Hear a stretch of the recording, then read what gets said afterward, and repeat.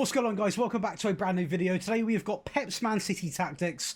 Obviously, Pep always cooks, doesn't he? But today we are going to go over a tactic that is as close as perfect to be replicated as I can get it. It did win the quadruple with Man City and put up some great stat lines of all the teams we tested with. Be sure to leave a like and subscribe, but as always, comment below the team you want to see next. Get a recreation. It can be a Premier League team, Spanish, Scottish, whatever league it is, let me know in the comments below. Let's get into it. First off, it makes sense to test with City. They're not my team. I support United, but Man City are the conversation point of today's video, obviously being a Pep Guardiola tactic. We've also tested with all of his former teams. That is usually how these tactics go. If we're doing a Jurgen Klopp tactic, I would obviously do his former teams, etc. Ten Hag, Amorim, whatever it is, I will do their former teams. Pep has never managed a small team, so that is why we've got 3 blockbusters. Now, when it comes to actual Premier League football, we were absolutely incredible. In fact, we go on to win almost every game. We only lose 3 games here against Chelsea, Arsenal and Liverpool, so the only losses were actually against the real big teams, which is a positive in the sense of we don't slip up to small teams. It's a positive that Serki's been working out quite well. He was locked in. I like to use the new players. Ederson picks up the most clean sheets. Haaland, he does Haaland things. Scores the most goal in the Premier League by 40 compared to Isaac, who will not be scoring any goals for Newcastle this season. Going over to the stats, we are looking at 118 goals, over 690 shots, only 160 shots faced against us. Possession, very competitive with 57%, the fewest conceded, and also the most clean sheets. Data hub wise, we are going to score 3.11 a game, 0.42 conceded.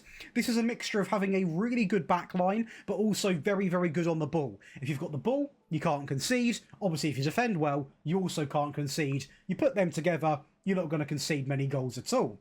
Even though we've got a great defensive record, it didn't affect the goals we scored, didn't affect the shots we had, didn't affect anything really, just putting everything together and coming out with one real complete package. And obviously with City, we also do win the Champions League, the FA Cup we go on to win 4-0 over Bristol, and the Carabao Cup 3-0 over Fulham.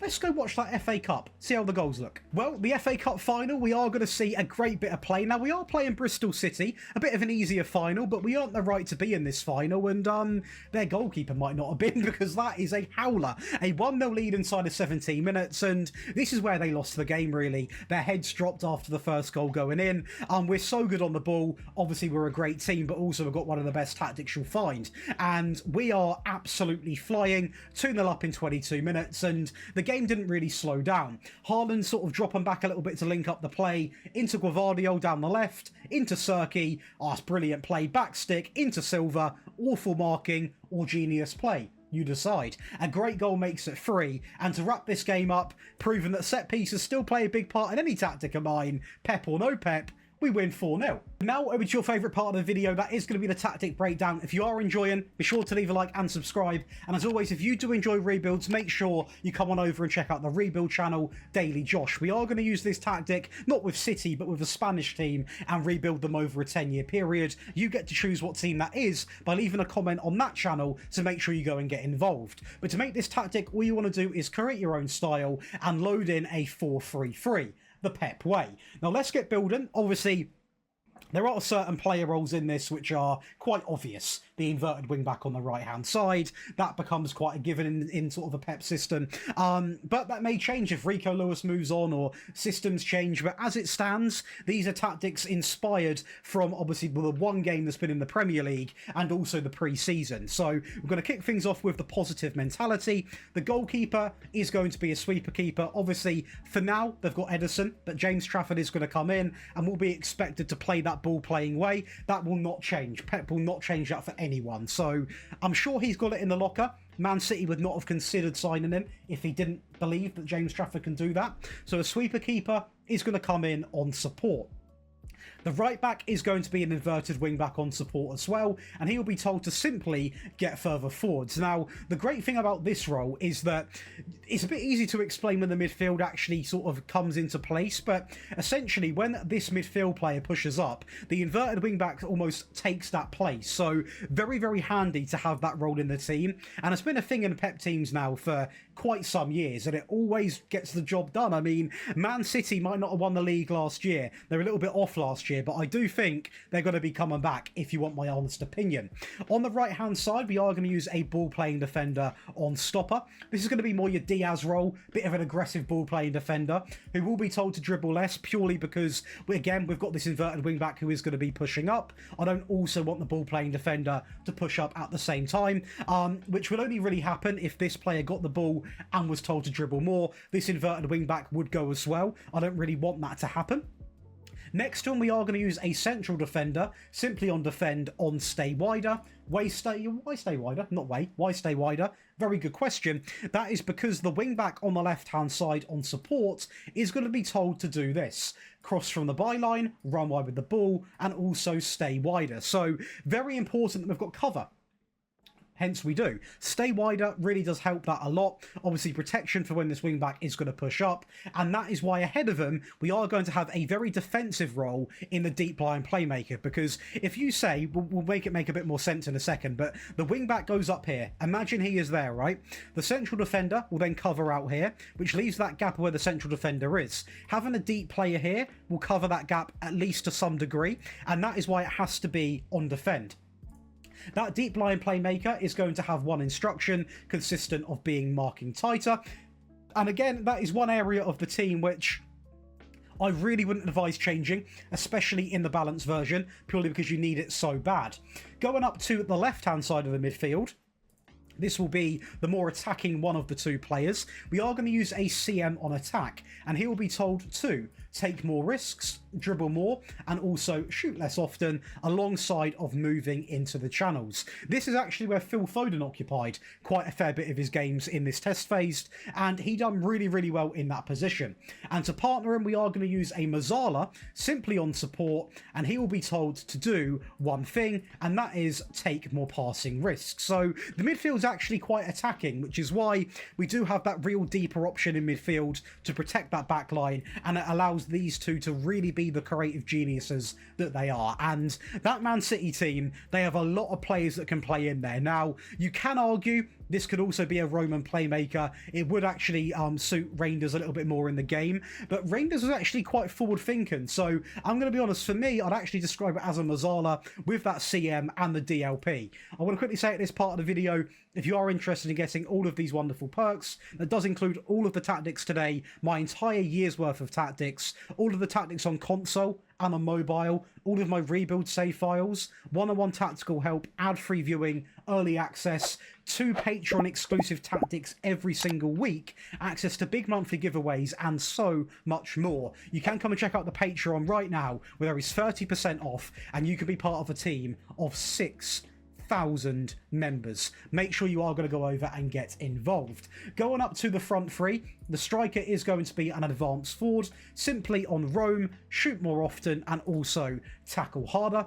On the right-hand side, we are going to use an inverted winger on support. This is where Ryan Serki was actually going to be locked in, and he'll be told to pass the ball short, alongside of cross less often, roam, and also sit narrow. So a player that, to be honest, is not going to be pumping crosses into the box, being quite narrow with the play, short pass combinations between these three players here. Again, somewhat of a triangle if you look at it from the right direction, and just a really good link-up player that also will get in the box and have shots. On the left-hand side, we are going to use a winger set to attack, and he is going to be told to do this. One simple thing: run wide with the ball. That will be your Doku role. So again, very, very different things from both of the wingers, which is very, very good. It adds a sense of unpredictable sort of game. You know, you don't really know what you're going to get. You could also be smart and flip them. You would also have to flip the entire team, but you can flip the entire team so the AI gets a little bit confused and they lose their head trust me, they lose their head. Going over to the team instructions, again, the clean slate on positive. We are going to go up to fairly wide. We're going to use mixed crosses, work the ball into the box, underlap right, focus play down the right, and also play out from the back. Dribble less, be more expressive, shorter passing, and that wonderful higher tempo. In transition, counter press, counter, distribute quickly, play to the centre backs, and that is going to be it in transition. Nice and simple to understand.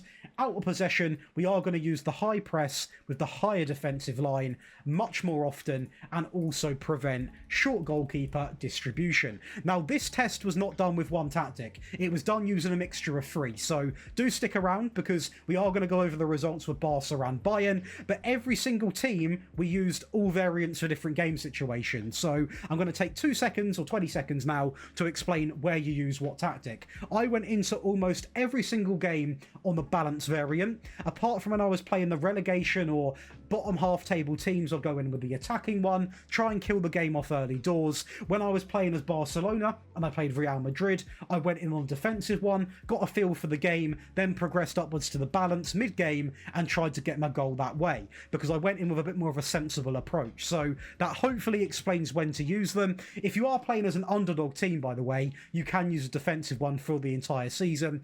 And to be honest, if you are playing as any of these sorts of levels of teams, I could have used the attacking one probably for every single game. But using the mixture guarantees you a result. You know, you can really get around the AI. They're not that smart. You can really play around them. So let's go over the attacking variant right now. The goalkeeper is going to remain the same. The central defender and ball-playing defender also remain the same. The wingback goes to attack on run wide and stay wider. The inverted wingback goes up to attack as well, which by default actually gives the guy 7 instructions. The DLP goes up to support on mark tight. The CM does remain the same. The Mazzala does remain the same. The inverted winger doesn't. Attack now opposed to support. On pass it short, cross less, shoot more often. Pretty new. Roam and sit narrow. The advanced forward, shoot more, roam, tackle harder. The winger, cut inside, shoot more and roam. So the shoot more and cut inside, very, very, very different to really try and maximize the goals. We also go up to attacking when it comes to the team instructions. The width does remain the same. Work ball into the box does remain the same. A little bit different here. So play out from the back, underlap and overlap, while focusing down the right hand side. The double up does not go any different here. Be more expressive and dribble less.